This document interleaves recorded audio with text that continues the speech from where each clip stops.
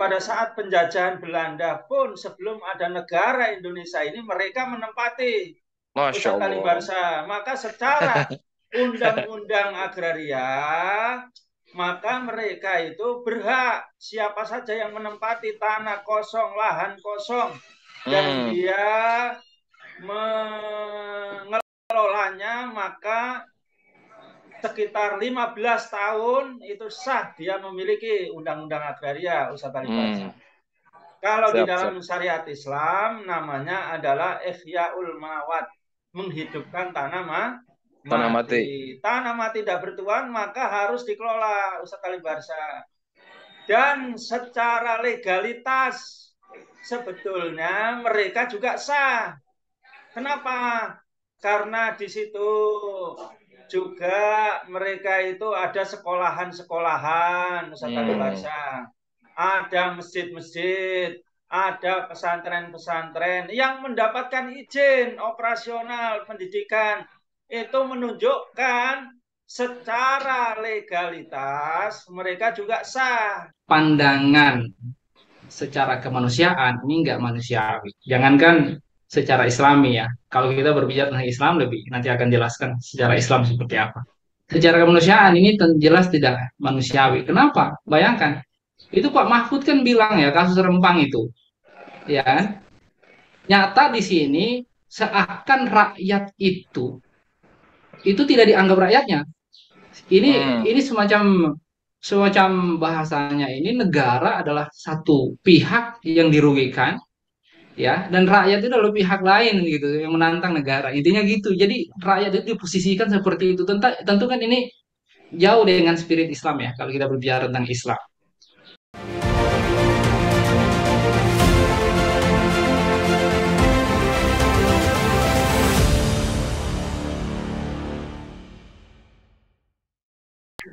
Bismillahirrahmanirrahim. Assalamualaikum warahmatullahi wabarakatuh. Waalaikumsalam warahmatullahi wabarakatuh. Alhamdulillahirrahmanirrahim. Jumpa lagi bareng saya Ali Baharsyah di acara kesayangan kita di channel MNF TV dan jaringan YouTube yang lain. Sahabat-sahabat semua, gimana kabarnya? Mudah-mudahan kalian semua atau antum semua dalam keadaan sehat walafiat ya.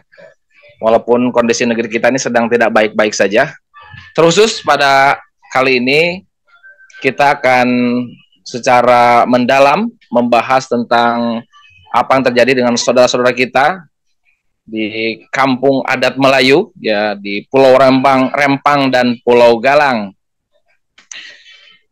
Untuk membahas tema kali ini sudah hadir tengah-tengah kita Kiai muda kita, tokoh pergerakan kita, Kiai Yusuf Sin. Gimana kabarnya Kiai, sehat? Alhamdulillah sehat, berkah doa antum ini. Masya Allah, luar biasa. Siap. Baik, pemirsa yang dirahmati Allah Subhanahu Wa Taala, sahabat-sahabat semua yang dirahmati Allah Subhanahu Wa Taala, kita tahu beberapa hari terakhir sedang rame ya, panas di daerah Batam sana, di Pulau Rempang dan Pulau Galang, khususnya berkaitan dengan protes masyarakat Kampung Adat Rempang dan Galang yang memprotes kebijakan pemerintah ya, yang berencana akan mengosongkan, kalau bahasanya Pak Mahfud MD itu ya, bukan menggusur. Ini bedanya menggusur dengan mengosongkan apa ini? Rencana pemerintah. Kenapa kemudian warga Kampung Galang dan Rempang ini digusur? Karena di sana akan dibangun rencananya Rempang Eco City. Ininya akan ada investor asing, yaitu asal negara Cina yang akan masuk ke sana. Kalau nggak salah baca, nilai investasinya itu sampai 2050 berapa ya, artinya sampai berapa tahun ke depan tuh nilainya hampir 381 triliun. Nah, ada yang menyebut 170 triliun ya. Nanti silakan kita cek datanya lagi. Ini investor berasal dari Cina. Ternyata percepatan pengembangan Pulau Rempang ini dan Galang hasil kunjungan Pak Presiden Jokowi ternyata ini ya ke Cina. Perusahaan Suyi namanya perusahaan itu kalau tidak salah ya. Nah, pulang dari sana kemudian dijadikanlah Rempang ini sebagai daerah rencana strategis pemerintah di tahun 2023 ini. Makanya dipercepat ya pengosongannya atau penggusurannya gitu aja nih. Biar lebih gamblang lagi. Nah, ternyata memang ada ya fakta menarik bahwa pengembang atau perusahaan lokal pengembangnya adalah perusahaan PT Meg ya. Ini anak perusahaan dari grup Artagraha miliknya Tommy Winata atau Sembilanaga. Nah, gitu ya beberapa fakta yang coba saya ungkap di awal. Nah, untuk lebih mendalam lagi saya akan tanya ke Kiai Subsin, bagaimana sebetulnya persoalan di Rempang ini ya, sikap pemerintah di Rempang ini. Kalau kita lihat pemerintah ini kan, kalau dari wajahnya Pak Jokowi ini kan lugu ya, seperti tidak punya dosa Pak Jokowi ini. Tapi kebijakan-kebijakannya luar biasa ya, menyengsarakan rakyat. Nah, terakhir di Pulau Rempang ini, bagaimana Kiai Subsin melihat kebijakan pemerintah di Pulau Rempang hari ini? Fadol Kiai. Terima kasih Bung Ade Baharsan, pemirsa, para YouTuber pejuang dimanapun Anda berada. Bismillahirrahmanirrahim. Assalamualaikum warahmatullahi wabarakatuh. Bismillahirrahmanirrahim. Wassalatu wassalamu ala Rasulillah wa ala alihi wa ashabihi wa mawalah. Allahumma shalli ala Muhammadin wa ala alihi wa ashabihi ajma'in, amma ba'du. Baik, langsung saya menanggapi pertanyaan dari Bung Adi Baharsa. Jadi yang pertama, bahwa memang kita cukup dikejutkan ya dengan kalau bahasa Pak Mahfud ini pengosongan, tapi kalau ini kan mirip pengusiran kan begitu ya. Kalau kita lihat ini mirip pengusiran. Beda-beda ya, tipis. Bayangkan ini pengusiran ya. Saya katakan mirip pengusiran yang akan dilakukan terhadap hampir 7.000 masyarakat ya, rakyat ya. 7.000 itu kalau nggak salah jumlah ya, warga ya, bukan kakak ya. Dan itu di 16 desa kurang lebih lah kalau kita sebut ya, kurang lebih 16 desa yang sebenarnya mereka sudah puluhan bahkan mungkin ratusan tahun hidup di situ. Ya, nah sikap ini tentunya ya menambah daftar kezaliman rezim sebenarnya. Setelah sebelumnya di kasus-kasus yang juga cukup viral waktu itu di Jawa Tengah ya. Kasus apa yang Jawa Tengah itu? Kasus Wadas. Wadas, nah betul, Wadas. Di mana kasus Wadas itu Wadas, juga ya. Lagi-lagi kalau kita lihat ya, alibi yang menjadi ya alibi lah kalau kita bilang gitu kan, alibi rezim untuk melakukan pengosongan itu ya sebenarnya mirip pengusiran. Ya saya nggak tahu, mungkin pengusiran gitu kan. Pengosongan ini itu adalah rata-rata proyek strategis nasional, perhatikan. Nah, ini nih yang mesti kita pahami terlebih dahulu. Nah, yang kedua yang ingin saya sampaikan ya kan, bahwa tentunya kalau kita ditanya pandangan secara kemanusiaan, ini nggak manusiawi. Jangankan secara Islami ya. Kalau kita berbicara tentang Islam lebih, nanti akan jelaskan secara Islam seperti apa. Secara kemanusiaan ini jelas tidak manusiawi. Kenapa? Bayangkan, itu Pak Mahfud kan bilang ya, kasus Rempang itu, ya kan? Nyata di sini seakan rakyat itu tidak dianggap rakyatnya. Ini semacam bahasanya ini, negara adalah satu pihak yang dirugikan ya, dan rakyat itu adalah pihak lain gitu yang menantang negara, intinya gitu. Jadi rakyat itu diposisikan seperti itu. Tentu kan ini jauh dengan spirit Islam ya kalau kita berbicara tentang Islam. Kalau Islam kan memandang bahwa rakyat itu adalah objek yang harus diurus urusannya, harus negara itu ada dalam rangka mengurus rakyat, intinya gitu. Jadi tidak diposisikan sebagai musuh gitu kan. Nah, bagaimana bisa kemudian Pak Mahfud bilang, Pak Mahfud bilang ya, jadi mereka itu tidak dikasih ganti rugi, tetapi dikasih uang kerahiman, kira-kira gitu. Yang itu awalnya itu tidak ya, uang kerahiman tuh bahasanya begitu ya. Uang kerahiman itu ya ibaratnya negara perlu merasa kasih uang kerehiman aja gitu, karena dianggap bahwa itu bukan hak masyarakat, ya kan, tapi itu hak negara. Kiai Nah, Kiai Yusufin, tentunya di sini Kiai ya, sebentar. Berarti ya, masyarakat diposisikan orang yang merebut lahan gitu ya? ya. Sementara kan ini mereka ini sudah kan ada sangat ratusan tahun aneh yang ya, lalu itu. masyarakat. Sangat aneh menurut saya, masyarakat ya itu tidak dianggap sebagai sesuatu yang terhormat gitu, harus diurus Hmm. urusannya oleh negara, yang menjadi Nah, bahwa negara itu ada dalam rangka urus rakyat, tapi ini justru dianggap melawan negara, dianggap musuh oleh negara, itu kan, ini bahaya banget sebenarnya. Tapi memang inilah sebenarnya muka asli daripada kapitalis gitu kan, muka asli daripada hmm. sistem ya kapitalisme, atau negara apapun yang menerapkan sistem kapitalisme demokrasi ya neoliberalisme pasti seperti ini. Mereka ada untuk mengurus apa namanya, urusan para kapitalis, bukan rakyat secara umum. Intinya Hmm. seperti itu. Nah, yang ketiga yang saya katakan ya, andai saja misalnya ini, andai saja ya, statement Pak Mahfud itu benar, bahwa itu anggap aja secara kepemilikan itu bukan milik rakyat nih, ini milik negara. Tetap negara nggak boleh seperti itu sebenarnya, gitu. Tetap Tidak boleh negara nggak sewenang-wenang boleh, ya.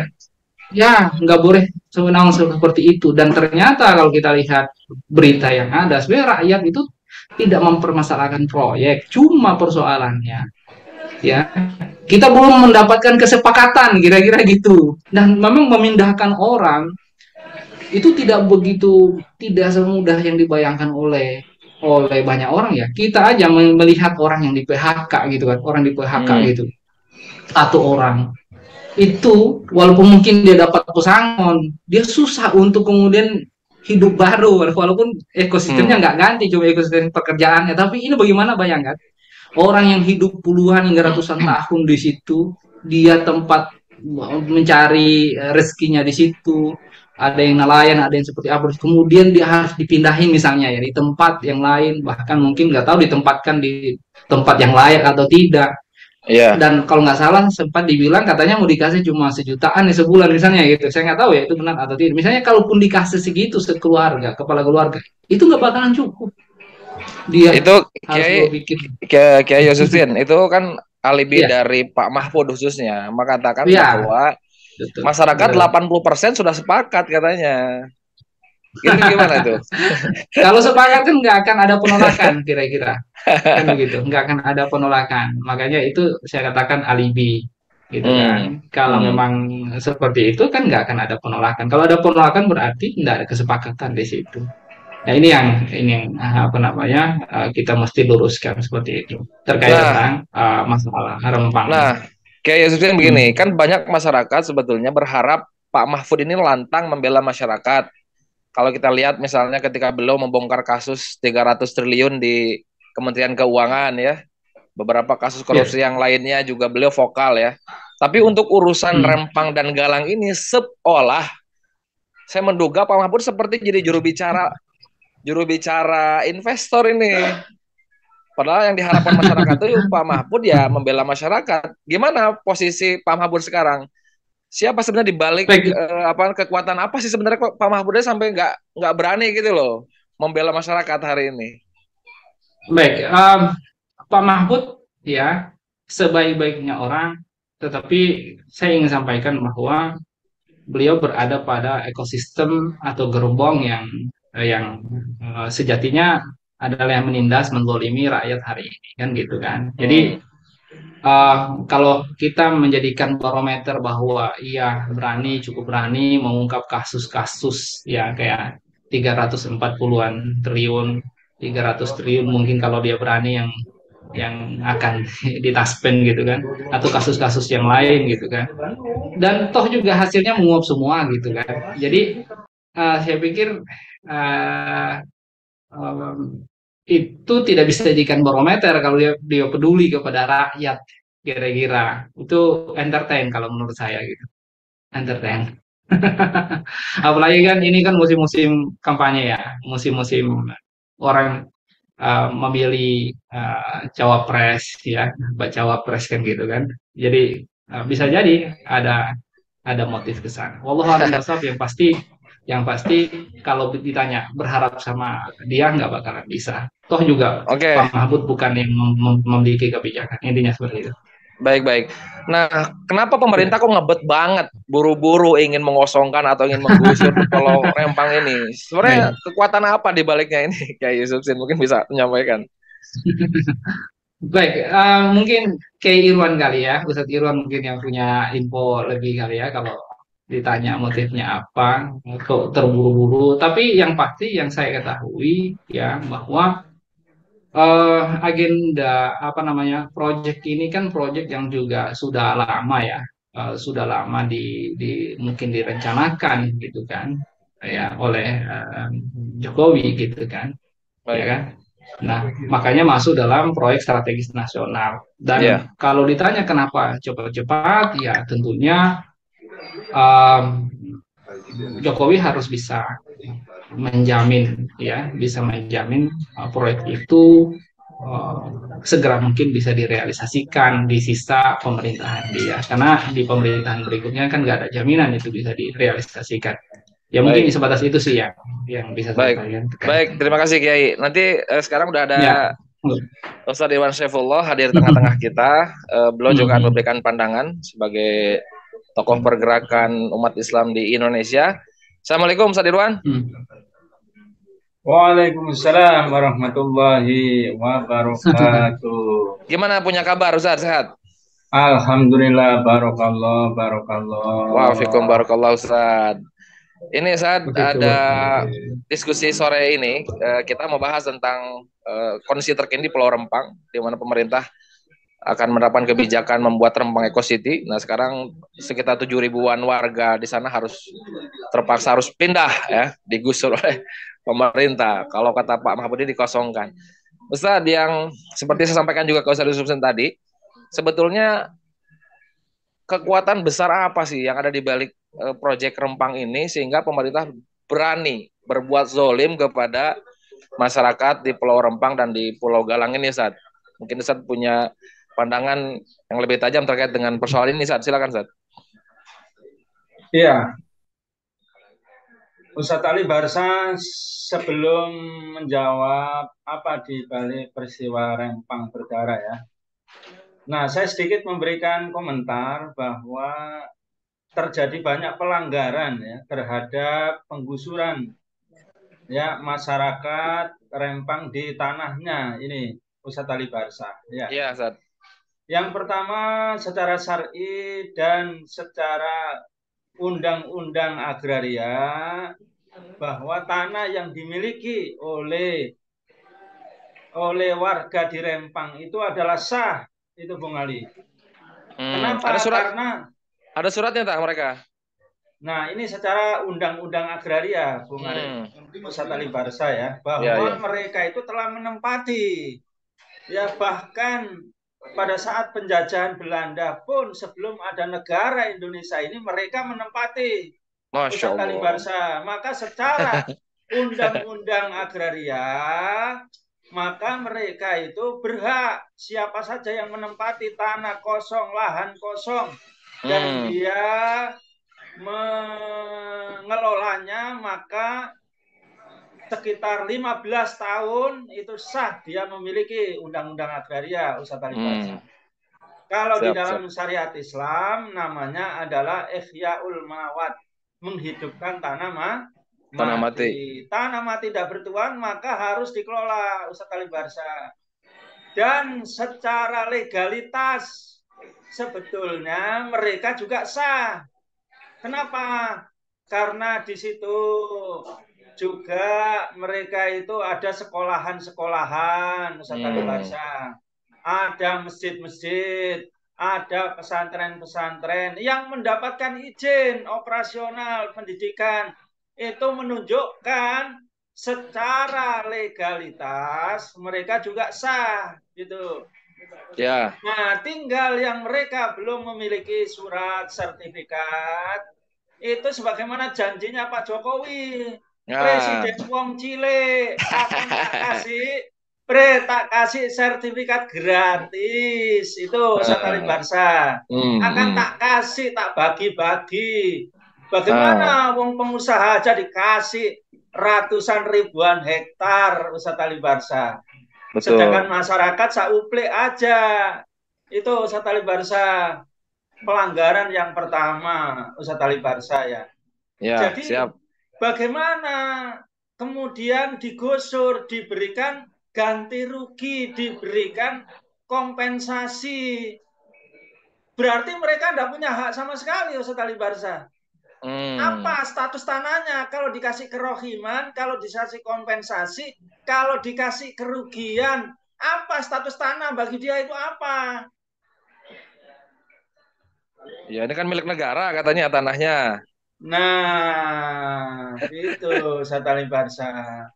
Kalau milik negara, bagaimana undang-undangnya tadi? Itu.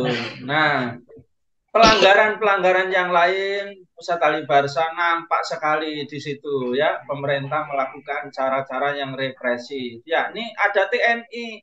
TNI itu undang-undangnya bukan ya mengadili masalah, bukan melakukan mengancam rakyat, memata-matai rakyat. Bukan itu tugasnya menjaga perbatasan dan perang. Itu Satali Barsa. Lah bagaimana mereka kok malah menengahi sengketa tanah, bahkan berpihak kepada perusahaan yang memiliki ya tanah ini ya mau diberikan kepada Tony Winata ya. Mau dijual ke perusahaan Cina. Nah, ini yang membuat marah masyarakat. Nah, yang lain juga diakui oleh Ustadz Ali Barsa ya, oleh Kapolri. Memang ada tindak kekerasan.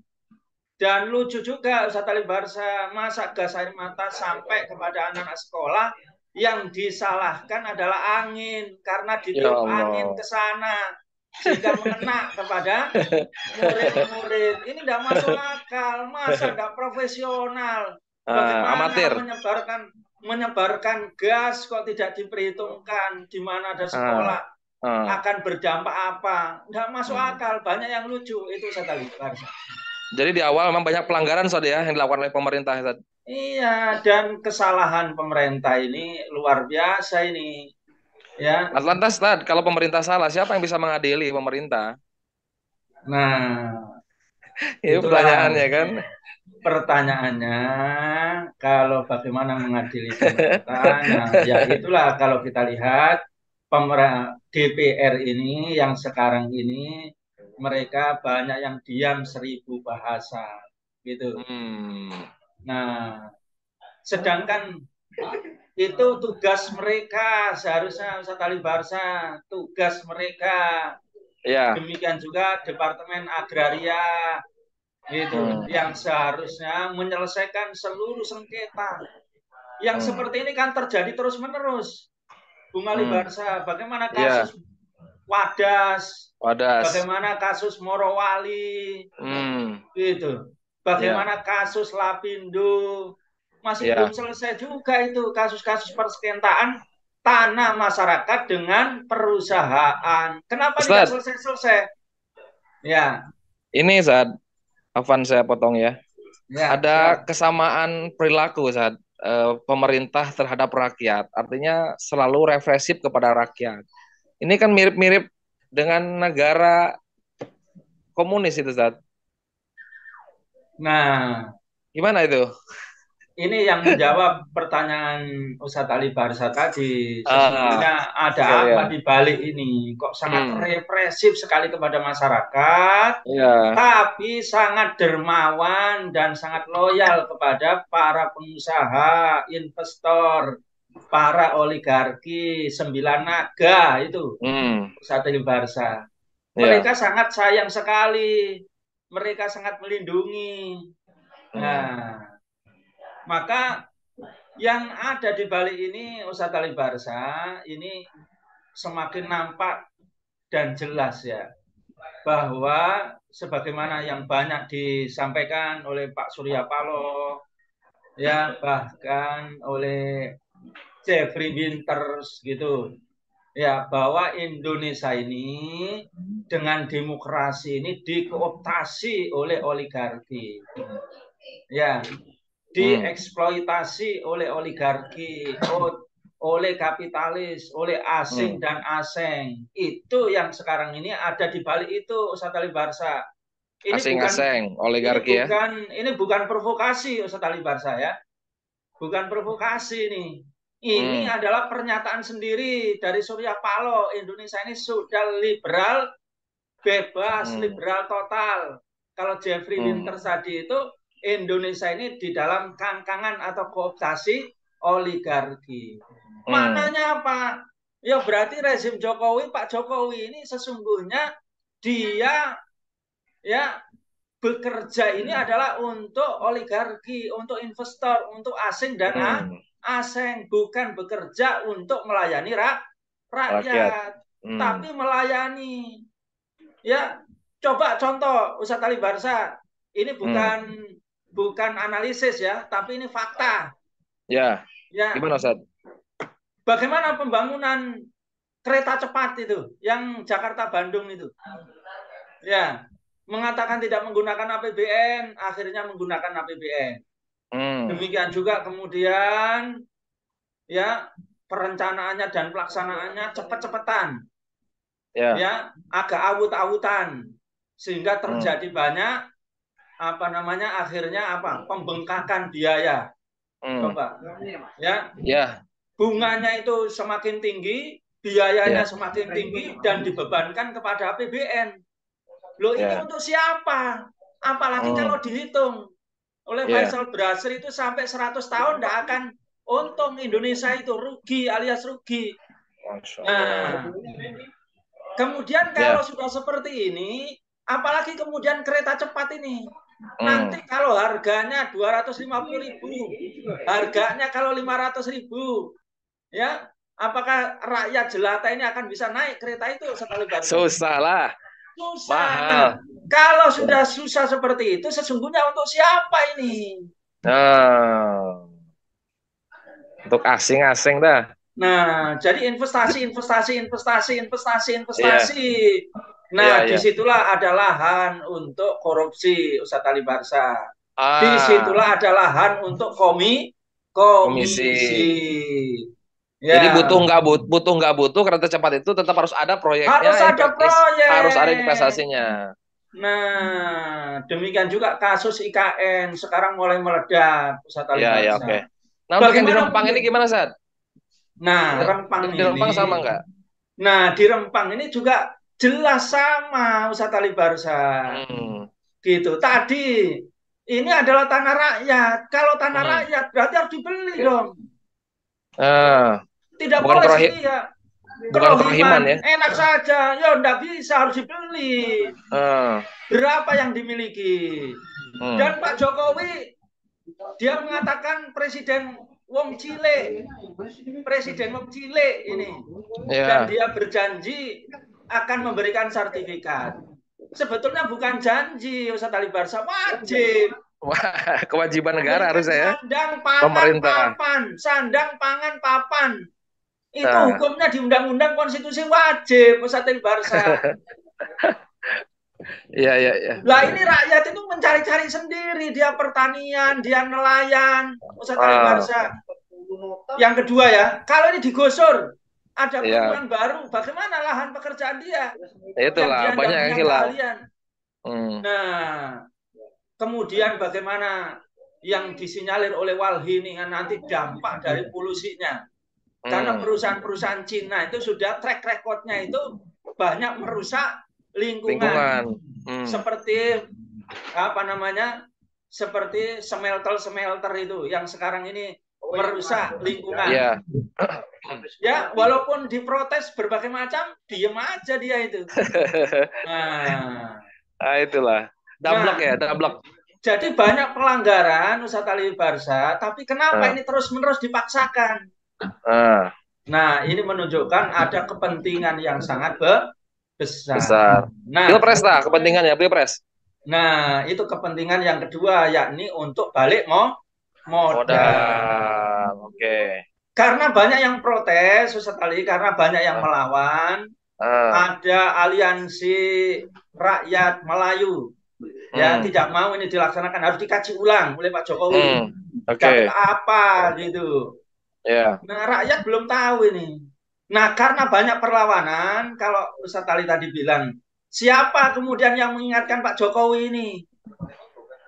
Yang mengingatkan sekarang tokoh-tokoh nasional, ulama, habaib, ya Ustadz Ali Barsa, Kiai Yusuf Sin, semua tokoh aktivis ini sekarang mengingatkan, dan inilah terjadi perlawanan, terbongkarlah bahwa seluruh banyak di balik proyek-proyek strategis nasional ini, di balik itu adalah ada kepentingan yang besar, keuntungan yang besar adalah untuk asing-asing, untuk oligarki, dan balik modal untung beliung untuk Pilpres 2024.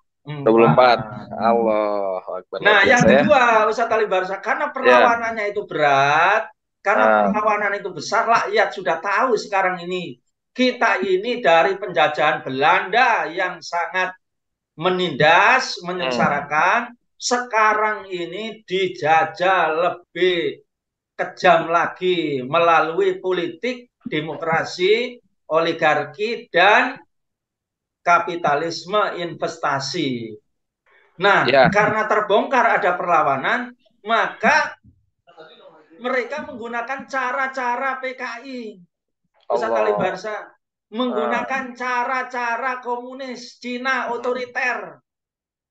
Ya, masih ingat Ustadz Ali Barsa kasus KM 50, masih ingat? Iya, ingat. Suhada FPI. Iya, berdarah. Jangankan Ustadz Ali ya, Ustadz Ali belum salah saja langsung ditangkap. Habib Rizik belum salah langsung tangkap juga.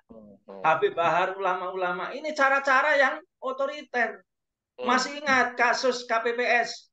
Hampir 700 sekian yang mati. Ya, yang mati itu ketua KPPS-nya ya. Bagaimana itu? Masih ingat kasus ketika pemilu ya 21 22 Mei. Ya, berapa itu yang meninggal itu? Ya, ada yang meninggal juga. Nah, maka kemudian kasus Morowali, kasus tenaga kerja Cina yang berhamburan ke sini, kasus Wadas, dan sekarang kasus yang ada di Rempang ini, nampak jelas pemerintah ini arogan dan diperkuat dengan bahasanya Bung Luhut Binsar Panjaitan. Nah, itu Bung Ali. Ya. Baik. Nah, dia mengatakan, saya bulldozer siapa saja yang menghalangi investasi. Nah, itu bukti nyata, Ustadz Ali Barsa. Jadi sesungguhnya yang ada di balik Rempang ini adalah oligarki asing dan asing yang dia menggunakan sistem sekuler kapitalis liberal, investasi-investasi dengan kekuasaan yang otoriter, yakni dengan cara-cara komunis dan PKI. Nah, baik. Itu Ustadz Ali Barsa. Siap. Terima kasih Ustadz Iwan Saifullah. Kita ke Ustadz Yusuf Sin lagi. Ya. Kiai Yusuf Sin masih stay tune ya, masih standby ya. Ya. Ini dalam pandangan Islam bagaimana Kiai ini terkait dengan kasus Rembang kesewenang-wenangan rezim Jokowi kepada masyarakat Pulau Rempang ini, Kiai mungkin bisa disampaikan. Baik, terima kasih Bung Ali, para pemirsa yang budiman, yang dimuliakan Allah Subhanahu Wa Taala dimanapun Anda berada. Jadi ini sekaligus mungkin closing statement ya. Ya boleh, silakan. Jadi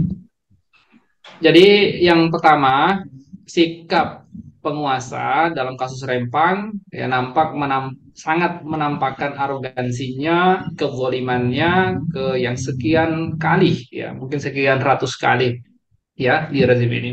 Tentu itu tidak bisa dilakukan, tidak boleh dibenarkan, dan tidak boleh berlanjut ya. Sebagai masyarakat itu harus dilawan, harus diingatkan, karena dalam Islam tentunya sikap seorang penguasa, sikap negara itu dalam rangka mengurus urusan rakyat.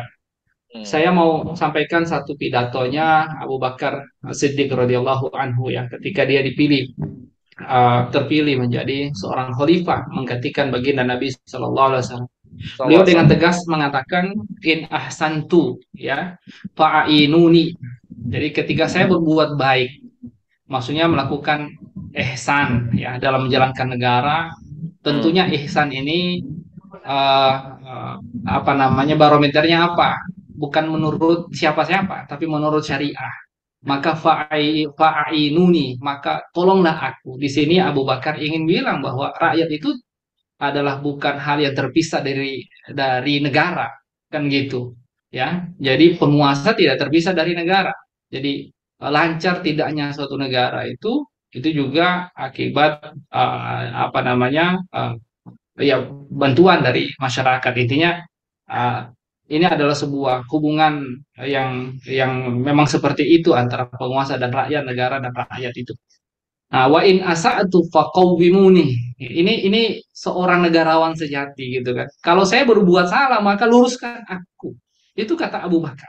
Barometernya apa? Lagi-lagi benar salahnya itu bukan menurut siapa-siapa tapi menurut syariah, maka luruskan aku. Jadi kalau aku melanggar syariat, ya intinya berbuat keburukan, zalim misalnya dan seterusnya, maka luruskan aku.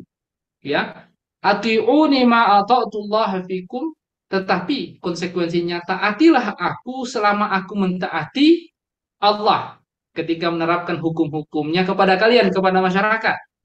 Ya, sebaliknya fa'in asaituhu fala ta'ata li alaikum. Kalau seandainya aku bermaksiat kepada Allah dalam menjalankan urusan amanah ini terhadap kalian, maka tidak ada ketaatan kalian masyarakat kepada kami. Itulah spirit Islam, ya, yang menggambarkan bagaimana seorang penguasa menjalankan sistem, menjalankan hukum, dan bagaimana dia bersikap kepada rakyat, dan spiritnya adalah dalam rangka mengurus urusan rakyat. Ini hal yang harus didudukan. Nah, kita lihat misalnya kasus Rempang ini, ya, di sini jelas-jelas kezaliman dilakukan oleh negara, oleh penguasa, Ya. gitu kan? Terlebih benar-benar sangat zalim. Ya, mereka nampak adalah orang-orang yang memang apa namanya, pendukung oligarki, orang-orang yang sebenarnya menzolimi rakyat untuk melindungi kepentingan oligarki. Ini nampak, kira-kira pertanyaannya, ya kan? Wajar nggak kalau kemudian masyarakat menolak, masyarakat marah, ingin meluruskan. Sekarang bingung mau diluruskan negara itu dengan apa?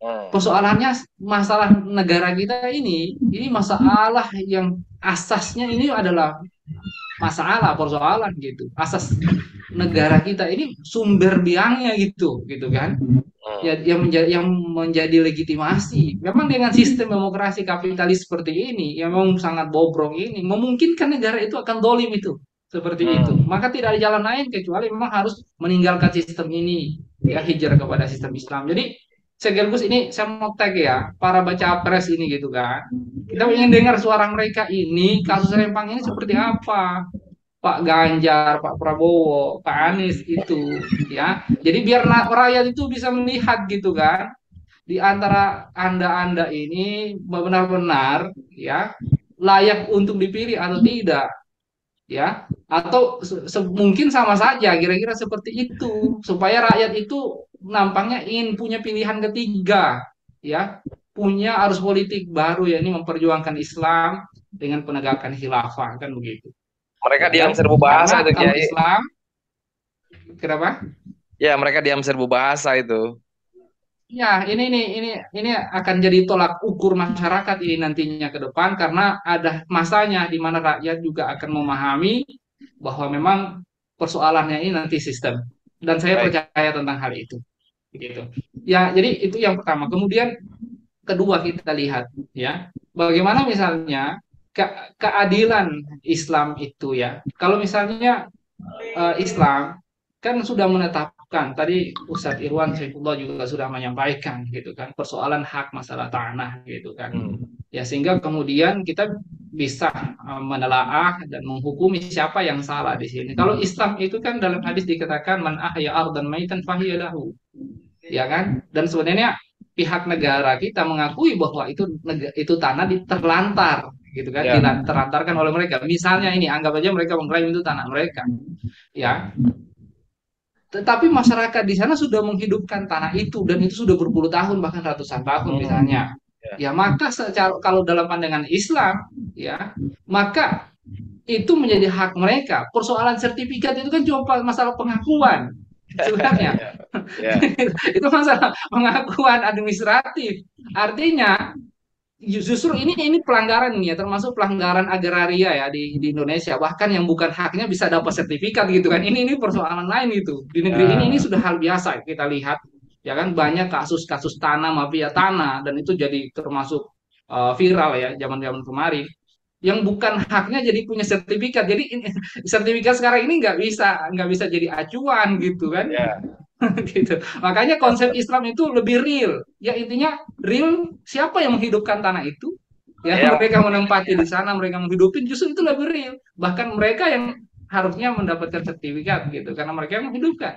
Ya jadi berdasarkan bukan hadis tadi. patokannya Intinya bukan gitu. sertifikat ya patokannya ya.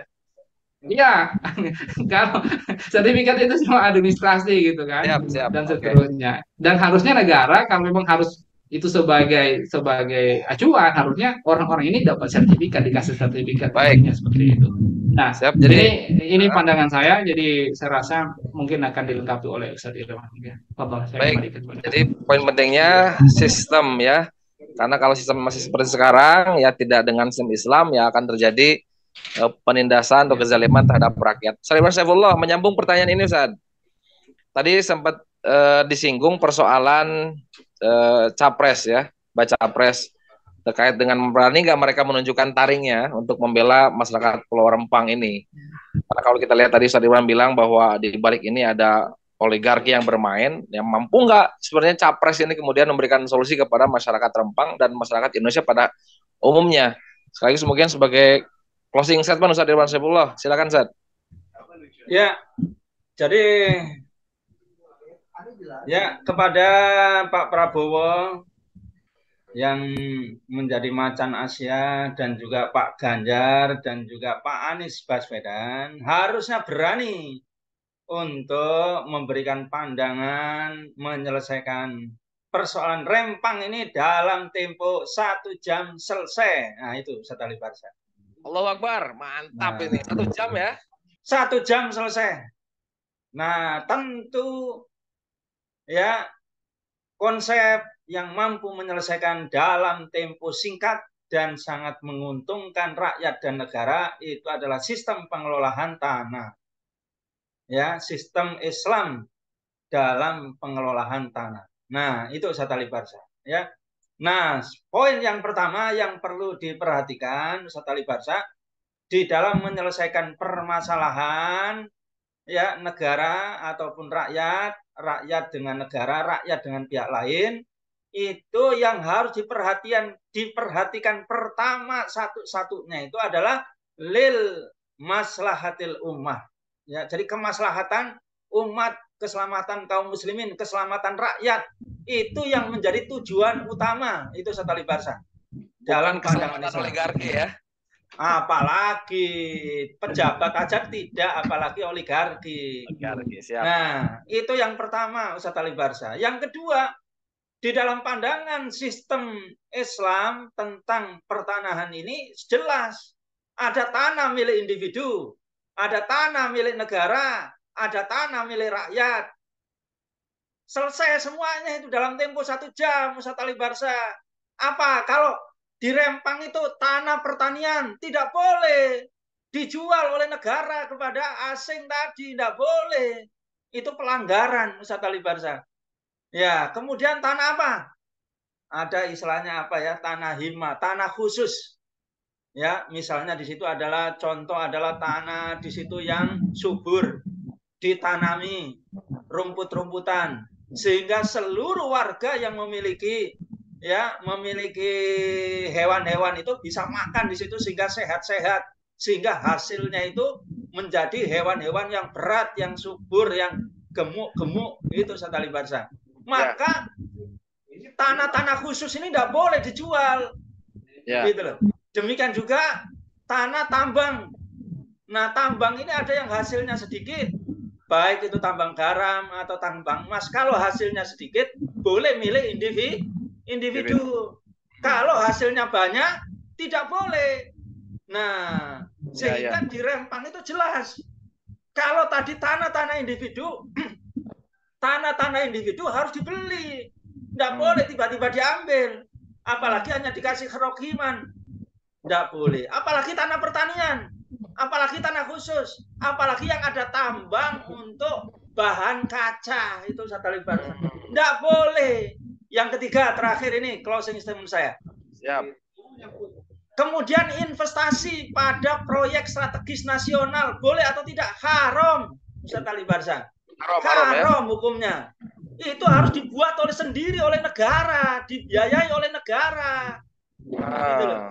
Kepada orang asing itu boleh berhutang kalau tidak ada dana, ya, tidak ada apa namanya, tidak ada syarat-syarat yang bertentangan dengan hukum Islam dan juga memberikan tekanan politik. Nah, contoh. Demikian juga kalau kemudian apa bentuk yang lain gitu. Justru kalau ini dipaksakan, maka ya yang akan terjadi adalah bahaya investasi dan bahaya utang. Di balik itu ada penjajahan ekonomi dan politik. Nah, itu yang akan terjadi bahaya Ustaz Ali Barzah. Ya, bagaimana mungkin HGU bisa 180 tahun? Bagaimana kemudian pajak bisa bebas? Ya, 30 sampai 160 tahun misalnya. Tidak masuk akal itu. Ya. Nah, semuanya ini itu merupakan perampokan, dengan kata lain penjajahan yang dilegalisasi oleh undang-undang. Sebaliknya kepada rakyat ini sangat bengis dan menindas sekali Ustaz Ali Barzah. Ya. Baik, Ustaz. Nah, itu closing statement saya Ustaz Ali Barzah. Dari dua pembicara tadi, baik Kiai Yusufsian maupun Ustaz Irwan Saifullah itu menekankan bahwa sebetulnya persoalan tanah itu hanya bisa selesai dengan sistem pertanahan tadi ya. Dan sistem pertanahan itu yang adil, yang berpihak kepada rakyat, kepada kemaslahatan umat itu ya hanya sistem pertanahan yang ada dalam Islam. Nah, tentunya tidak bisa Islam ini kemudian hanya diterapkan sebagian-sebagian, harus diterapkan secara kafah dalam negara. Nah, tentu negara bukan negara demokrasi ya, karena demokrasi sekarang bisa kita lihat undang-undangnya adalah undang-undang yang pro kepada oligarki, tentu adalah negara khilafah Islamiyah. Demikian diskusi kita pada sore hari ini, mudah-mudahan menjadi pencerahan buat kita semua. Kita doakan semoga perjuangan masyarakat Pulau Rempang ini ditolong oleh Allah Subhanahu wa taala sehingga kezaliman bisa segera hilang, kezaliman bisa ditumbangkan ya, karena sekuat apapun posisi rezim hari ini, ingat ada yang lebih kuat, ada yang lebih tinggi, itu Allah Subhanahu wa taala. Jangan sampai rezim hari ini ditumbangkan oleh Allah Subhanahu wa taala. Demikian, terima kasih Ustaz Irwan Saifullah, terima kasih Ustaz Kiai Yusufsin. Insyaallah jumpa di lain kesempatan forum berbeda. Saya Ali Bahar Syah. Kita jumpa lagi. Assalamualaikum warahmatullahi wabarakatuh.